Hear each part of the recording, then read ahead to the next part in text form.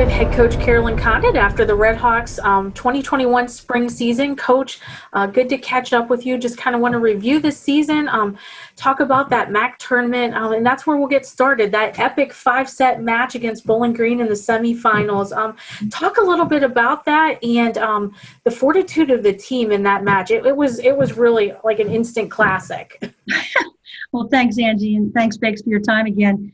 BG is a very skilled team, and I'll tell you from the start, I want to make sure I say this, they'll represent the MAC conference really well in this coming week at the NCAA tournament, and I'm very, very happy for them because they're a great team to play. It was a very difficult loss for us, though, because it was so well played, and I think to walk off having the first official and the line person's call reversed by a review system is something we've never experienced before, and I hope no team ever has to experience that, because what you feel immediately is that you lose control. You don't have control. You have no say in what's about to happen because it's already done, and it vanishes. And it was a very difficult thing to walk away from, very emotional for my athletes who are so committed and for our staff. So never experienced it. You live long enough, you keep experiencing new things.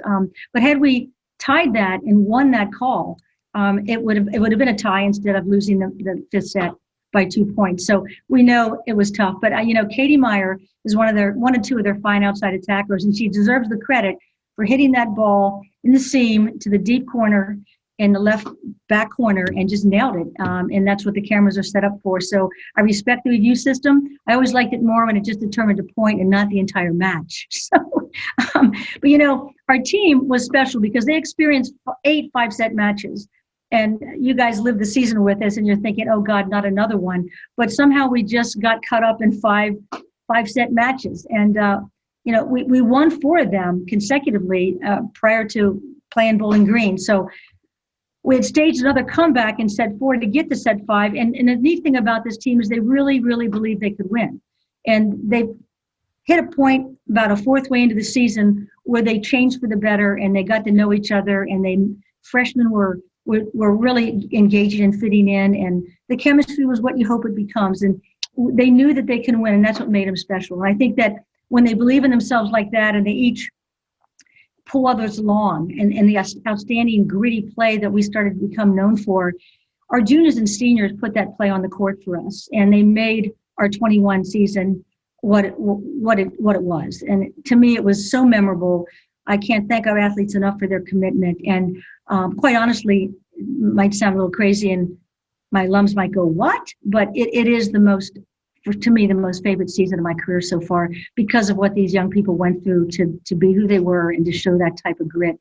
But one of the things that was special about us is we learned to just recover from our mistakes. And if you let them destroy you, you just can't press on. And so we kept pressing our opponents because they learned how to do that, which I'm very proud of them. It was not easy. We have a lot of perfectionists on our team. And it was amazing to see them reinvent themselves after losing a starting setter before the holidays and a talented sophomore to an ACL tear. They reinvented themselves and still made a way to do it. And Avery Powell was a big part of that, who was never supposed to play middle again, as you all know, found that way. So they understood what it meant to be champions. All returning players did.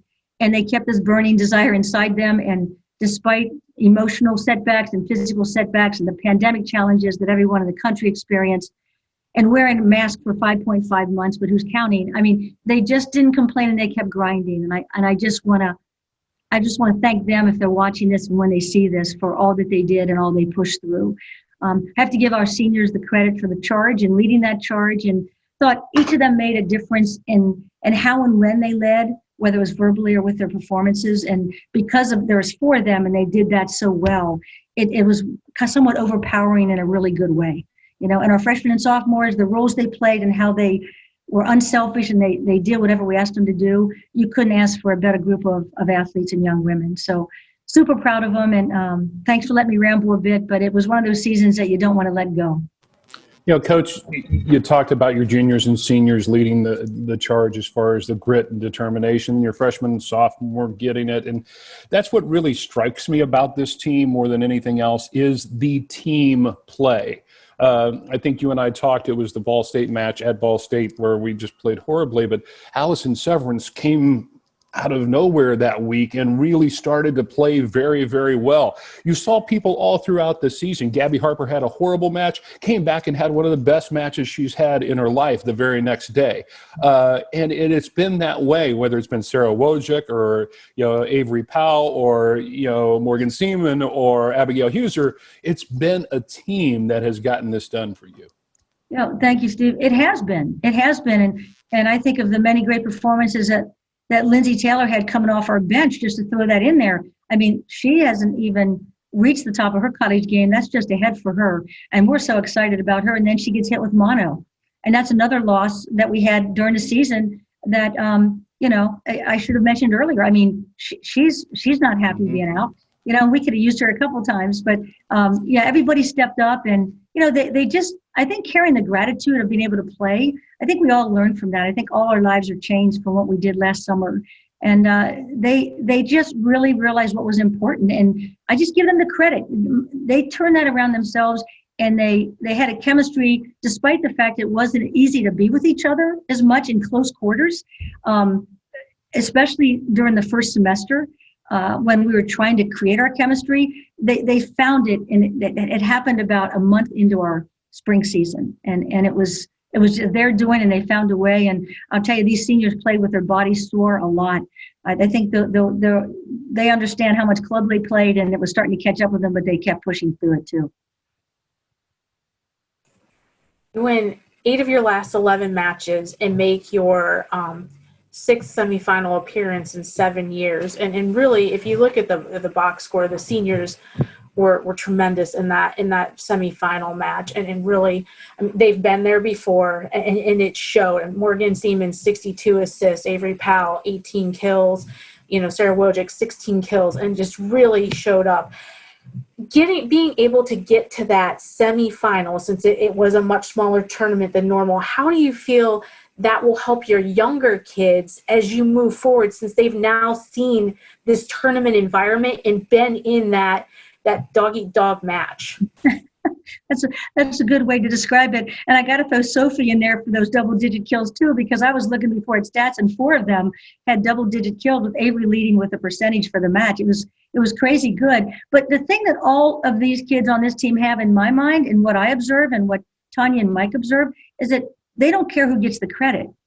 I mean, they're cheering for each other whether they're on the court or not. And I think a lot of these athletes came in understanding that, because those are the type of athletes we like to recruit, not the ones that are just out for themselves. And I think when you're for each other, good things happen to you because you're focused on the right thing. And I've seen that through my entire career, of kids that are selfless, that end up sometimes reaching the highest honors, but they're not their own focus all the time. And it's hard to explain, but it's just wonderful to see that. And I think our younger players, our sophomores and our freshmen, have learned from that, have contributed to that. And that'll be something that these 7 new freshmen coming in are going to be introduced to right away. And we have great ambassadors in our freshmen and sophomores. So thanks for that question. And as you get ready for that next year, it has to feel at least somewhat good, knock on wood, that everything, at least time-wise, of your scheduling and practices and summer looks to be in normal fashion, and you can kind of work things as they're supposed to be worked. Yes, fingers crossed, Steve. I think we're all holding our breath and hoping that that's the case, and we can get our athletes in the weight room and have their bodies really more conditioned and ready to play, and less kids having constant nagging injuries. It was quite a season, but I think everyone will have a great story that comes out of it and do well. And I was thinking about normal, the fact that we're starting to schedule non-conference is huge for us, all of us, because it helps us really get considered even more in all region if we can upset some of those teams that are not in our conference. And, I look at Morgan Seaman, who had 62 assists in that last match. I think she's 25 shy of reaching 3,000 in her career. Just give us that final match, or just one match against, I don't know, somebody. We were going to play a couple teams, obviously, before the COVID hit, and she's well beyond 3,000, right? And so there's a lot of athletes, I think, that are affected by that too, that they just won't have those accolades that they wanted, but I think they know they have them because of their consistent performances anyway.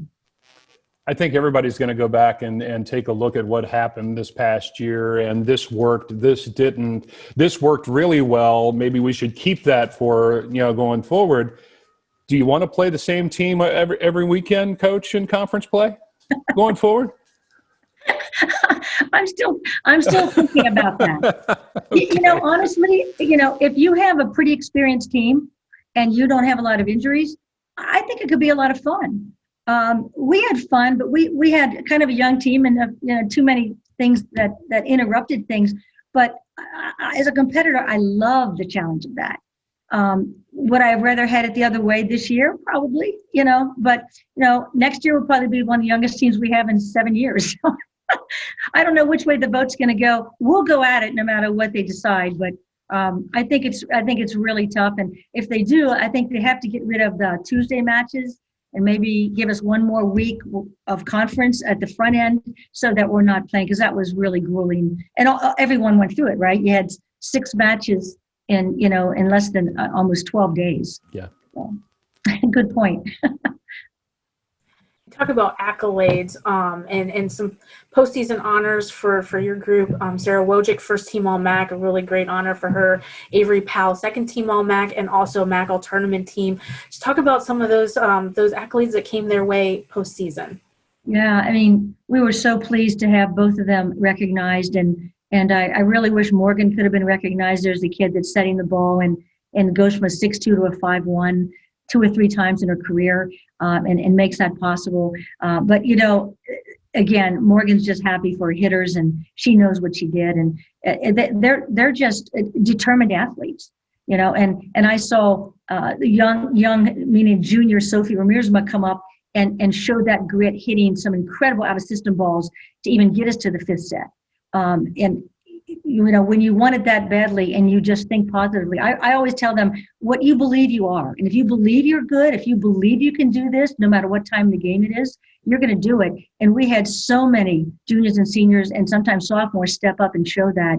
I thought Sarah became a wizard on hitting line, tooling, hitting cross, down in the seam hard. She learned to hit deep corner toward the end of the season. Tanya was always working on her shots, and Sarah always wanted to be better, and she just got better and better with that. And Avery is so deceiving because although she can't boast that big jump anymore, she's got one of the strongest arms and wrists that I've ever coached. And she gets hold of one, it's going to hurt you. And so her hitting and her ability to lead both sides of the court in attack percentage, she's such a success story, only getting 2 years of her college career. I want to hug her every day I see her and thank her for all she sacrificed, because she and Gail, who played with a body that was falling apart in the last year, they both gave a lot. All 4 seniors did. And I just appreciate each one of them for how hard they worked and what they taught our underclassmen. Talk about Gail playing with a body that was falling apart. You couldn't tell that because some of those numbers were really impressive. And, obviously 1,000 digs for her. And you talked about Morgan's numbers, just talk about what the senior class, the legacy they leave behind. Yeah. And before I do that, Gail she earned 7th on the Miami all-time dig list, and she's top 5 in our liberos on top of that. And she came into our program with an ankle that was really bad, that might even need a little attention when she gets out here, and she didn't even hit for us. But it was fun getting a kid in like her and she's a young lady actually, but that was a setter at a time in her career, a hitter and a libero. Crazy good. So, but I think the legacy they leave basically is a huge statement that says anything is possible.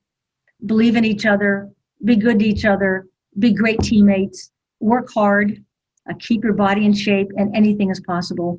Because the other part of the game is mental. And if you do the right preparation with your body physically, and you always can feel proud of working hard, I think that mental part and that confidence that comes is a result of the physical preparation. It is a result of the positivity on a court, how coaches coach, how teammates respond to each other in crisis situations. And I think we found that culture here. I'm very proud of that. And I think it allows kids to free up and all of a sudden have career games that they didn't think they have. And I want to always keep that culture. I thank my assistants for their help with that. But these seniors just deserve a lot of credit for who they are, the families they came from, and how they are willing to grind. And I mean grind. They don't care how long. Obviously, they go down 2 sets 8 different times. They're pretty patient. but they prove they can do it. And I think it's a testimony of who they are and the kind of success they're going to find in their futures.